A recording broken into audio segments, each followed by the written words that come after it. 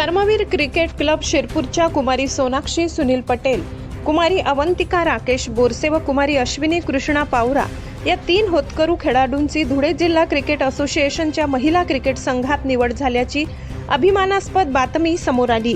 त्यांच्या या यशामुळे शिरपूर परिसरात आनंदाचे वातावरण निर्माण झाले आहे। धुळे जिल्हा महिला संघाचा ड गटात समावेश करण्यात आला असून या गटात हिंगोली, बीड, सोलापूर जिल्हा संघासह पुणे येथील स्कोर क्रिकेट क्लब व ज्युडिशियल क्रिकेट क्लब या संघांचा समावेश आहे। सदर स्पर्धा एकदिवसीय स्वरूपात साखळी पद्धतीने खेळविण्यात येणार आहे। स्पर्धेतील धुळे जिल्हा संघाचे सामने पुढील प्रमाणे होणार आहेत। दिनांक 23 मार्च रोजी ज्युडिशियल क्रिकेट क्लब पुणे विरुद्ध, दिनांक 24 मार्च रोजी बीड जिल्हा विरुद्ध, दिनांक 26 मार्च रोजी हिंगोली जिल्हा विरुद्ध, दिनांक 27 मार्च रोजी स्कोर क्रिकेट क्लब पुणे विरुद्ध, तर शेवटचा सामना दिनांक 30 मार्च रोजी सोलापूर जिल्हा विरुद्ध होणार आहे। या स्पर्धेतून BCCI आयोजित राष्ट्रीय स्तरावरील स्पर्धेसाठी महाराष्ट्र संघाची निवड होत असल्यामुळे ही स्पर्धा महिला खेळाडूंसाठी अत्यंत महत्त्वाची व प्रतिष्ठेची मानली जाते।